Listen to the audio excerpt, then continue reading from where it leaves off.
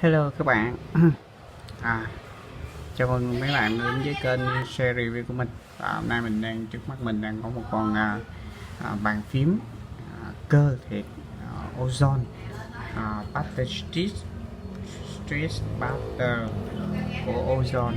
Và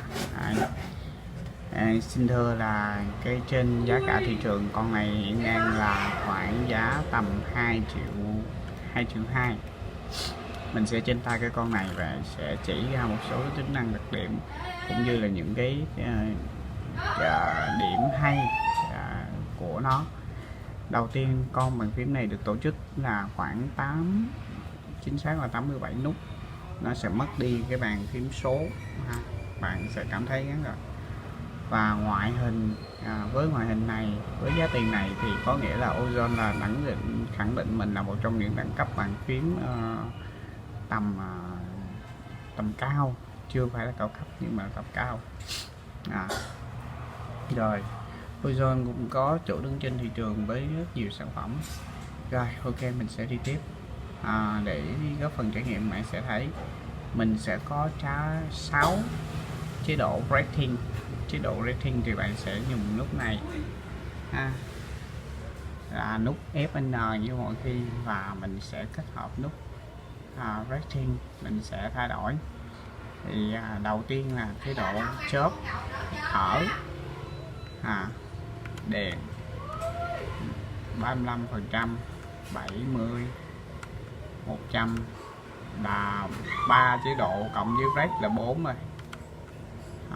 Một chế độ thấp hơn, và chế độ này nó chỉ hiện led nút, led nút, xuyên led nút, không led nền. Rồi off, một cái chế độ off nữa, off hoàn toàn ok. Rồi kế tiếp mình sẽ đi đến những cái thông số. Nó sử dụng một cái switch cherry, switch red, blue và brown cũng có, tất cả đều có. Bạn có thể lựa chọn cho mình phù hợp. Mình sẽ bóc ra, đây là cơ thì che bớt đi. Đấy, và mỗi cái switch nó đều có tên. Nút cơ này rất là phổ thông nên bạn cũng có thể thay đổi những cái keycap, gọi là những cái keycap nó phù hợp nhất. Bạn có thể mua những cái keycap bình thường phù hợp để trang bị cho bạn, để nâng cao tầm. Kế tiếp là mình sẽ hướng dẫn một số cái phím chức năng, bạn sẽ thấy rất là lạ, đó là MS cộng, MS trừ, APS, và các phím chức năng cơ bản mình có thể thấy hát, stop, net, reroll, net, music, lo tắt, tăng giảm âm lượng. Nhưng mà mình sẽ vẫn phải kết hợp phím này, tổ hợp phím.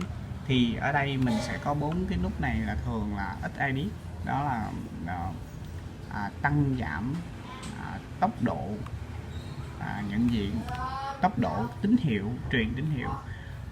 Còn rolling set tốc độ phát, quét tần số quét tín hiệu,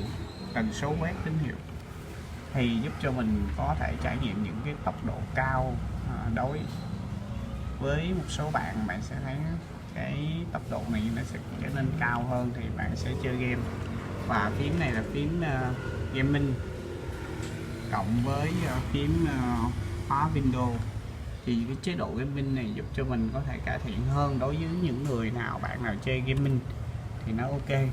Phần thiết kế, mình thấy cái thiết kế này rất là nhỏ gọn.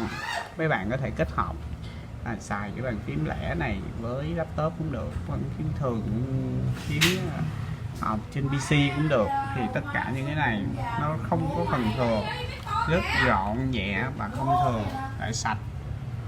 mình đang trang bị một cái cổng USB với cổng dây chất lượng dây dù. Rồi hầu hết cái con này bảo hành chính hãng thì nếu các bạn mua thì sẽ có bảo hành khoảng 3 năm và chất lượng của nó sẽ đi đâu với cái giá khoảng 2 triệu 2 của mấy bạn sẽ là ok lắm, bạn không phải lo về điều này. Tất cả những cái phím này đều có thể thay switch, thay cả nút keycap đồ, tất cả đều có thể trang bị và nhỏ gọn. Tổng thể nguyên bản nó về cái độ nhẹ thì nó cũng vừa thôi, không nhẹ, xách lên ozone. Nó chữ ngược nha, mình quay lại thì nó là chữ ozone, quay trở lại thì là chữ ozone. Ok, phím hai cái bàn đỡ, hai chân giá đỡ, chân giá đỡ của ozone. Cảm nhận bàn phím đánh gõ ok, lách cách tốt, nhạy, chất lượng ổn. Mượt ở chỗ là khi mà bạn chơi ở cái tốc độ cao sẽ cảm thấy mượt hơn. Ok, rất cảm ơn mấy bạn đã chú ý đến mình. Con này nếu mà thực sự mà bạn nào có điều kiện thì là mua rất là đáng đồng tiền với cái giá 2 triệu mấy. Và một sản phẩm như thế này thì độ bền của nó sẽ đảm bảo cho bạn trên 5 năm chắc chắn. 3 năm bảo hành thì hơn, mình nghĩ là 5 năm thì nó mới có khả năng fail. Và đối với phím cơ thì nếu bạn hư chỗ nào bạn có thể chỉnh sửa và giá chỗ đó, bạn có thể tháo ra, bạn có thể đi mua, bạn thay đổi và không có gì phải lo lắng cả. Một cái giá rất là ổn định đối với một bàn phím cơ như này bạn gõ. Nhưng mà nó không có chế độ màu khác so với thằng Buster Stick và Buster Stick này, Stick Roll với Stick Roll. Thì nếu Buster Stick Roll thì ở đây nó trang bị màu tổng thể 16, red, green và blue ổn định, bạn sẽ có thể trải nghiệm hơn những cái hiệu ứng.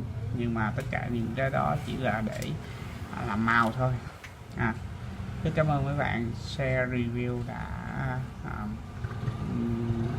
trình bày xong cái phần cảm nhận review về con Buster Stick ozone của ozone, Buster Stick của hãng ozone đàng hoàng.